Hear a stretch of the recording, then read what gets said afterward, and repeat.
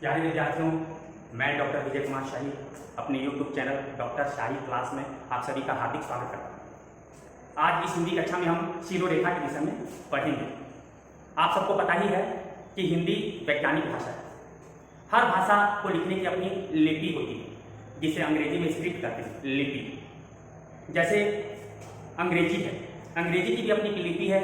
अंग्रेजी भाषा को जिस लिपि में लिखते हैं उसे कहते हैं रोमन लिपि। इसी तरह हिंदी भाषा को जिस लिपि में लिखते हैं उसे कहते हैं देवनागरी लिपि। देवनागरी लिपि। मैंने कहा देवनागरी, ये जो देवनागरी मैंने कहा यह मौखिक भाव से कहा, ध्वनि के कारण आपने उसे सुना।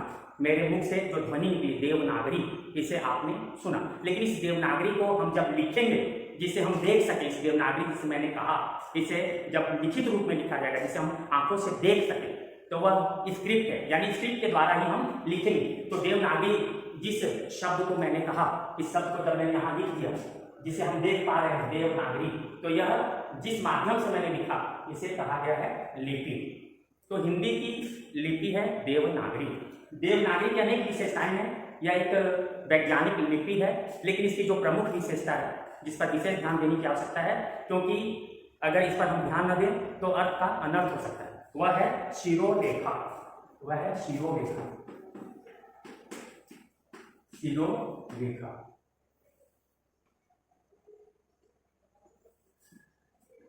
शिरोरेखा क्या है आपको पता ही है। हिंदी देवनागरी लिपि में लिखते हैं, और देवनागरी लिपि की विशेषता यह है कि जब हम किसी भी वर्ण को लिखते हैं, जैसे हमने लिखा क, ये हमने जब क लिख दिया तो क के ऊपर हम शिरोरेखा एक लाइन खींचेंगे, इसे कहते हैं शिरोरेखा।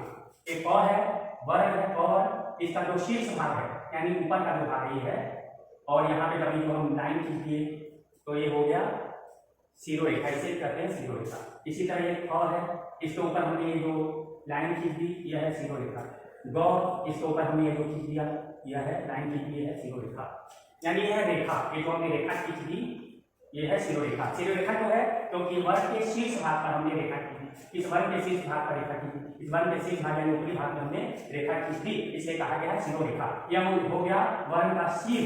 इस वर्ण के शीर के ऊपर हमने रेखा खींच दी है, इसलिए यह हो गया शिरोरेखा। इस शिरोरेखा बहुत ही जरूरी है।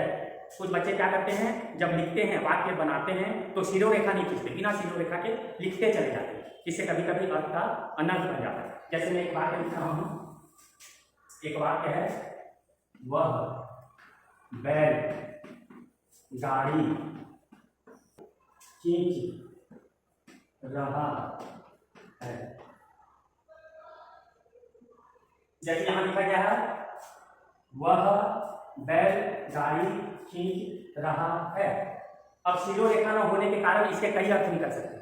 तो इसका पहला अर्थ निकलेगा, वह बैल गाड़ी खींच रहा है, यानी कोई बैल है जो गाड़ी खींच रहा है। जैसे वह बैल गाड़ी खींच रहा है, एक बैल है जो गाड़ी को खींच रहा है, यानी बैल के द्वारा गाड़ी खींची जा रही है, यानी बैल ही माध्यम है गाड़ी को खींचने के लिए। लेकिन अगर कोई समझ नहीं पाया इसे, क्योंकि शिरोरेखा तो है, अगर समझ नहीं पाएगा तो वो कैसे इसे पढ़ेगा, क्या वो इसका अर्थ कैसे लेगा? तो अर्थ ले सकता है, वह बैलगाड़ी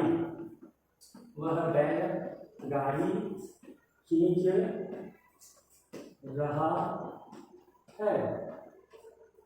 या निकाल सकते हैं कि वह बैलगाड़ी खींच रहा है, यानी कोई व्यक्ति है जो बैलगाड़ी को खींच रहा है। यानी यहाँ बैलगाड़ी एक शब्द बन गया, यहाँ बैल और गाड़ी दो शब्द बन गए। बैल अलग है, गाड़ी अलग है। अब शिरोरेखा न होने के चलते कोई इसे बैल अलग और गाड़ी अलग भी समझ सकता है, कोई बैल गाड़ी एक ही शब्द समझ सकता है। लेकिन यदि हमने शिरोरेखा खींच दी तो भाव स्पष्ट हो जाएगा। अगर हमें केवल बैल और गाड़ी अलग अलग करना है तो हमने यहाँ बैल और गाड़ी अलग करना, समझ में आ गया, बैल अलग है गाड़ी अलग है। अगर इन दोनों को एक करना है, एक शब्द बनाना है, तो हमने यहाँ पे बैलगाड़ी बनाना है, तो पता चल गया कि बैलगाड़ी है। तो इस तरह से शिरोरेखा महत्वपूर्ण है। अब मैं एक मजेदार वाक्य लिख रहा हूं, देखिए कैसे अर्थ करना बनता है। एक कहानी सुनाता हूं। एक कवि थे, वे एक रेस्टोरेंट में भोजन कर रहे थे।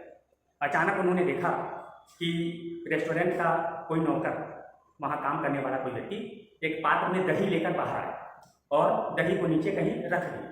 उसी समय एक कौवा उड़ता हुआ आया और कौवे ने दही को देखा और दही में उसने चोंच मारी। तो उस व्यक्ति ने जो वहाँ पे दही रखा था उसने क्या किया, एक डंडा उठाया और जोर से उस कौवे पर चलाया। अब ये जो डंडा चलाने वाला था बहुत क्रिकेट खेला होगा, बहुत अच्छा गेंदबाज रहा होगा, उसने ऐसा डंडा चलाया कि डंडा सीधे कौवे को लगा और कौवा वहाँ पे मर गया।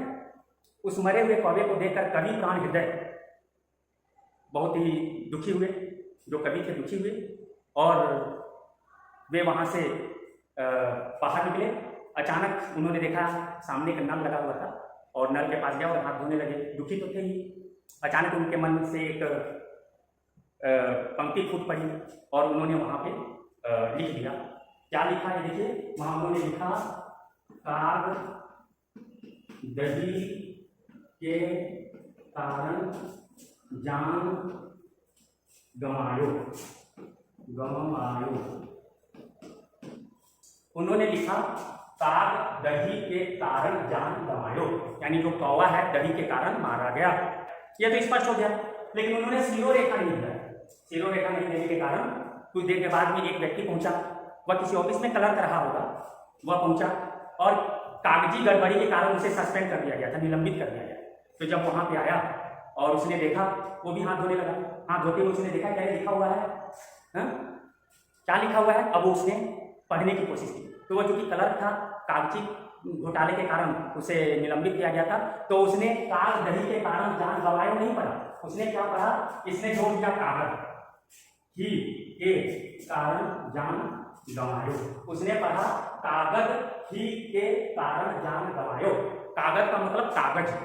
तो इस तरह यहाँ पे उसने पढ़ा कागज, कागज मतलब कागज, कागज के कारण जान गंवायो, यानी कागज के कारण, कागजी घोटाले के कारण उसे निलंबित किया गया था। तो उसकी भी एक प्रकार से जान आफत में पड़ी हुई थी, तो उसने इसे पढ़ा कागज, क्योंकि सिरो रेखा न होने का कारण हुआ, काग न पढ़ के कागज पढ़ लिया, कागज भी के कारण जान गंवायो।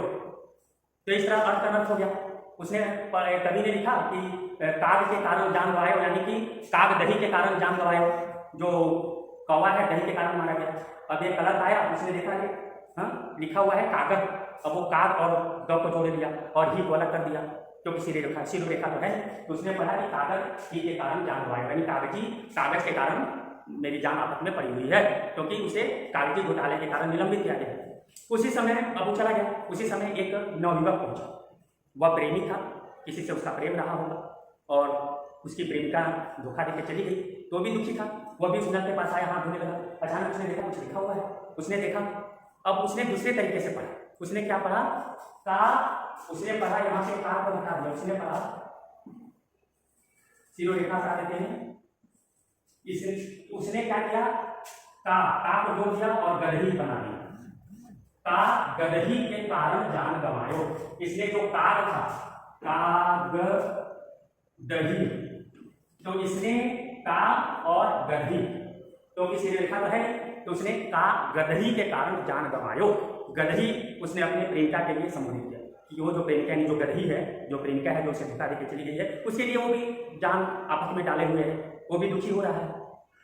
तो उसके मन में भाव आया कि का गदही के कारण जान गंवायो, इस गदही के लिए मैं क्यों जान गंवा रहा हूँ, क्यों दुखी हो रहा हूँ, क्यों परेशान हो रहा हूँ। तीसरा देखिए, सिरोरेखा न होने के कारण कवि ने लिखा काग दही के कारण जान गंवायो, क्लर्क ने सोचा कागज ही के कारण जान गंवायो और प्रेमी ने सोचा का गदही के कारण जान गंवायो। इस तरह तीन अर्थ निकल गए।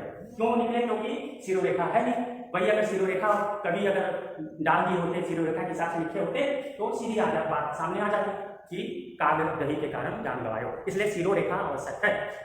मान लीजिए आप परीक्षा में लिखते चले जा रहे हैं और आपने सिरोरेखा नहीं दिया, तो कभी कभी जो परीक्षक है वे समझ नहीं पाएंगे, वे नहीं जान पाएंगे कि कौन सा शब्द है, कौन अलग है, और वे उसे अलग तरीके से भी पढ़ सकते हैं और अर्थ का अनर्थ नहीं हो सकता है। और नंबर आप अवश्य सिरोरेखा डालिए।